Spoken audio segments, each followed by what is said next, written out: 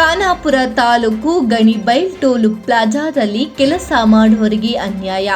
Khanapur taluk ಗಣಿಬೈಲ್ toll ಪ್ಲಾಜಾದಲ್ಲಿ ಕೆಲಸ ಮಾಡುವವರಿಗೆ ಸರಿಯಾದ ಸಂಬಳ ಕೊಡುತ್ತಿല്ലെಂದು ಅಲ್ಲಿಯ ಕೂಲಿ ಕಾರ್ಮಿಕರು ಕರ್ನಾಟಕ ಯುವ ರಕ್ಷಣಾ ವೇದಿಕೆ ಸಂಸ್ಥಾಪಕ ರಾಜ್ಯಾಧ್ಯಕ್ಷರಾದ ಡಾಕ್ಟರ್ ಸುನಿಲ್ ಎಂಎಸ್ ಅವರಿಗೆ ತಿಳಿಸಿದ್ದಾರೆ. ಇದನ್ನು ಪರಿಗಣಿಸಿದ ಅಧ್ಯಕ್ಷರು ಹುಬ್ಬಳ್ಳಿಯಲ್ಲಿರುವ ಕಾರ್ಮಿಕರ ಸಹಾಯ ಆಯುಕ್ತ ಕಚೇರಿ ಕ್ಲಾಸಿಕ್ ಆಫೀಸರ್ ಮತ್ತು ಎಎಲ್ಸಿ ಅವರು ಕಾರ್ಮಿಕ ಪರವಾಗಿ ಒಂದು ಆರ್ಡರ್ ಕೊಟ್ಟಿದ್ದು ಇದೇ ತಿಂಗಳು 22 ತಾರೀಕಿಗೆ ಫೈನಲ್ ಆರ್ಡರ್ ಕೊಡುವುದಾಗಿ ತಿಳಿಸಿದ್ದಾರೆ. ಈ ಸಂದರ್ಭದಲ್ಲಿ ಕರ್ನಾಟಕ ಯುವ ರಕ್ಷಣಾ ವೇದಿಕೆ ರಾಜ್ಯಾಧ್ಯಕ್ಷರಾದ ಡಾಕ್ಟರ್ ಸುನಿಲ್ ಎಂಎಸ್ ಅವರು ಮಾತನಾಡಿ, ಕೂಲಿ ಕಾರ್ಮಿಕರ ಪರವಾಗಿ ಮತ್ತು ಅನ್ಯಾಯದ ವಿರುದ್ಧ ನಮ್ಮ ಸಂಘಟನೆ ಯಾವತ್ತೂ ಬದ್ಧವಾಗಿರುತ್ತದೆ ಎಂದು ತಿಳಿಸಿದ್ದಾರೆ. ಖಾನಾಪುರ ತಾಲೂಕು ಅಧ್ಯಕ್ಷರಾದ ಪಾಂಡು ಅವರು, ಲಾಯರ್ ಪರಮಾನಂದ ಸರ್ ಉಸ್ಮಾನ್ ಅವರು, ರಾಜ್ಯ ಉಪಾಧ್ಯಕ್ಷರಾದ ಯೂಸುಫ್ ಎನ್ ಡಂಬಾಳ ಮತ್ತು ಗದಗ ಜಿಲ್ಲಾ ಘಟಕ ಜಿಲ್ಲಾಧ್ಯಕ್ಷರು ಮತ್ತು ಎಲ್ಲ ಪದಾಧಿಕಾರಿಗಳು ಈ ಸಂದರ್ಭದಲ್ಲಿ ಉಪಸ್ಥಿತರಿದ್ದರು. ಕರ್ನಾಟಕ ಯುವ ರಕ್ಷಣಾ ವೇದಿಕೆ ಖಾನಾಪುರ ತಾಲೂಕು ಕಾರ್ಮಿಕರ ಗಣೇಬೈಲ ಟೋಲ್ ಪ್ಲಾಜಾದ ಕಾರ್ಮಿಕರ ಒಂದು ಏನು ಈ ದಿನ ಸಹಾಯ ಆಯುಕ್ತರ ಕಚೇರಿಯಲ್ಲಿ ಮಾನ್ಯ ಕೌನ್ಸಿಲಿಂಗ್ ಆಫೀಸರ್ ಮತ್ತು ಎಎಲ್ಸಿ ಅವರ ರಮಾನಾಥ್ ಅವರ ಜಡ್ಜ್ಮೆಂಟ್ನಲ್ಲಿ ಮಾನ್ಯ ನಮ್ಮೆಲ್ಲ ಕಾರ್ಮಿಕರ ಪರವಾಗಿ ಒಂದು ಆರ್ಡರ್ನ ಕೊಟ್ಟಿದ್ದಾರೆ. ಇವತ್ತು ಏನಪ್ಪ ಆರ್ಡ್ರು ಅಂತಂದರೆ 22ನೇ ತಾರೀಕು ವಿಶೇಷವಾಗಿ ಇದೇ ತಿಂಗಳು 22ನೇ ತಾರೀಕು ವಿಶೇಷವಾಗಿ ಫೈನಲ್ ಒಂದು ಸ್ಟೇಟ್ಮೆಂಟನ್ನು ಮಾಡಿ ಅವರಿಗೆ ಆಗಿರ್ತಕ್ಕಂಥ ಅನ್ಯಾಯದ ಬಗ್ಗೆ ಒಂದು ಆರ್ಡ್ರನ್ನ ಪಾಸ್ ಮಾಡಲಿದ್ದಾರೆ. ಅವರಿಗೆ ಮೊದಲನೇದಾಗಿ ಕೃತಜ್ಞತೆಗಳನ್ನ ಸಲ್ಲಿಸ್ತಾ ಇದ್ದೀವಿ. ಈ ಒಂದು ಕಂಪನಿಯ ವಿಚಾರವಾಗಿ ಬಂದಿರತಕ್ಕಂಥ ಆ ಕಂಪನಿಯ ಮುಖ್ಯಸ್ಥರು ಮಾಲೀಕರು ಬಂದಿರಲಿಲ್ಲ. ಈ ದಿನ ಬೇರೆ ಒಂದು ಸಂಬಂಧಪಟ್ಟಿರ್ತಕ್ಕಂಥ ಮ್ಯಾನೇಜ್ಮೆಂಟಿಗೆ ಸಂಬಂಧಪಟ್ಟಿರ್ತಕ್ಕಂಥ ಮುಖ್ಯಸ್ಥರು ಬಂದಿದ್ದರು.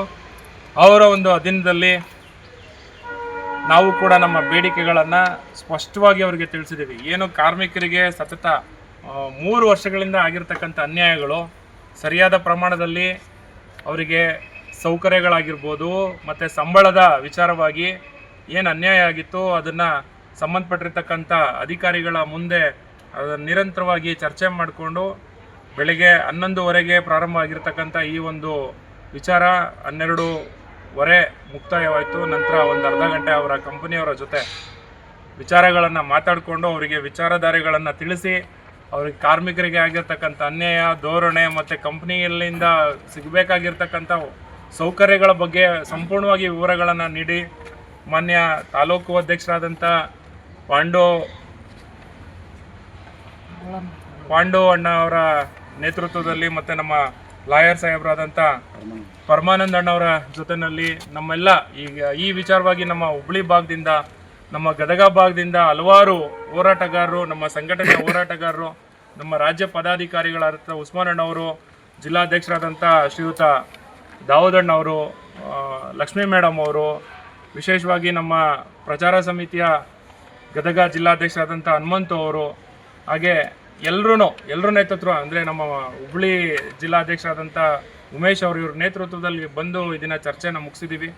ಇದಕ್ಕೆ ಸಂಬಂಧಪಟ್ಟಿರ್ತಕ್ಕಂಥ ಎಲ್ಲ ನಮ್ಮ ಕಾರ್ಮಿಕರಿಗೆ ಏನಿದೆ ನಾವು ನಿರಂತರವಾಗಿ ನೋಡಿ ನಮ್ಮ ವೇದಿಕೆ ರಾಜ್ಯದ ವಿಚಾರವಾಗಿ ಮತ್ತು ನಾಡಿನ ರೈತರ ವಿಚಾರವಾಗಿ, ಕಾರ್ಮಿಕರ ವಿಚಾರವಾಗಿ, ಮಹಿಳೆಯರ ವಿಚಾರವಾಗಿ, ಸಂಘಟಿತ ಮತ್ತು ಅಸಂಘಟಿತರ ವಿಚಾರವಾಗಿ ನಿರಂತರ ಹೋರಾಟದಲ್ಲಿ ತೊಡಸ್ಕೊಂಡಿರ್ತೀವಿ. ಯಾರಿಗೇನೇ ಅನ್ಯಾಯ ಆದ್ರೂ ಅದು ನಮ್ಮ ಸಂಘಟಿತರಿಗೆ ಅನ್ಯಾಯ ಆಗಿದೆ ಅನ್ನೋ ವಿಚಾರದಲ್ಲಿ ನಾವೆಲ್ಲ ಭಾಗಿಯಾಗಿ ಅವ್ರಿಗೊಂದು ನ್ಯಾಯ ಒದಗಿಸ್ಕೊಡ್ತಕ್ಕಂಥದ್ದು ನಮ್ಮ ಕೆಲಸ. ಕಾನೂನಿನ ಮುಂದೆ ಯಾರೂ ಕೂಡ ದೊಡ್ಡವನಲ್ಲ. ಅದೇ ರೀತಿ ಕಾನೂನು ಹೋರಾಟದಲ್ಲಿ ಇವತ್ತಿನ ದಿನ ನಮಗೆ ಸಿಕ್ಕಿರ್ತಕ್ಕಂಥ ಮಾನ್ಯತೆ ನೋಡಿ, ಯಾವುದೇ ಒಂದು ಉದ್ದೇಶಪೂರ್ವಕವಾಗಿ ನಾವು ಹಿಡ್ಕೊಂಡು ಹೋದ್ರೂ ಕೂಡ ಸರಿಯಾದಂಥ ಪ್ರಮಾಣದಲ್ಲಿ ಅದನ್ನು ತೂಗಬೇಕು, ಸರಿಯಾದಂಥ ನ್ಯಾಯವನ್ನು ನಾವು ಹೋಗಬೇಕು. ಅದು ಬಿಟ್ಬಿಟ್ಟು ಕಾನೂನನ್ನ ಕೈಗೆ ತೊಗೊಂಡು ಹೊಡೆಯೋದು, ಮಾರಿ ಮಾಡೋದು ಇದೆಲ್ಲ ಮಾಡೋಕ್ಕೆ ಹೋಗಬಾರ್ದು. ಹಾಗಾಗಿ ಈ ನಿಟ್ಟಿನಲ್ಲಿ ಎಲ್ಲ ನನ್ನ ಕಾರ್ಮಿಕ ಬಂಧುಗಳಲ್ಲಿ ವಿಶೇಷವಾಗಿ ಅವರಿಗೆ ಇವತ್ತಿನ ದಿನ ಸಿಕ್ಕಿರ್ತಕ್ಕಂಥದ್ದು ಒಂದು ಫೈನಲ್ ಆರ್ಡ್ರ್ ಅಂತಲೇ ಅವರು ತಿಳ್ಕೊಬೇಕು, ಪರಿಗಣಿಸ್ಬೇಕು. ಹಾಗಾಗಿ ಯಾರು ಬಿಟ್ಟರು ನಾವು ಬಿಡಲ್ಲ. ಈ ಕೋರ್ಟ್ ಅಲ್ಲದೆ ಇದ್ರೂ ಇನ್ನೂ ಒಂದು ಕೋರ್ಟ್ಗಳು ಇದ್ದೇ ಇರ್ತದೆ. ಅದು ಮೇಲೆ ವರ್ಗದ ಕೋರ್ಟ್ಗಳಿಗೆ ಹೋಗಿ ನಾವು ನ್ಯಾಯವನ್ನು ಪಡಿತೀವಿ ಅಂತ ಹೇಳಿ ಇಷ್ಟಪಡ್ತಾ ಇದ್ದೀನಿ. ಹಾಗೆ ಎಲ್ರಿಗೂ ಇಲ್ಲಿ ನೆರೆದಿರ್ತಕ್ಕಂಥ ಎಲ್ಲ ಹೋರಾಟಗಾರರಿಗೂ ನಾನೊಂದು ವಿಶೇಷವಾದ ಕೃತಜ್ಞತೆಗಳನ್ನು ಸಲ್ಲಿಸ್ತಾ ಇದ್ದೀನಿ. ನಮಸ್ತೆ, ಜೈ ಭುವನೇಶ್ವರ್. ವರದಿ ಹನುಮಂತ ಕೋಣಿಸಾಗರ UK 27 ಕನ್ನಡ ನ್ಯೂಸ್ ಹುಬ್ಬಳ್ಳಿ.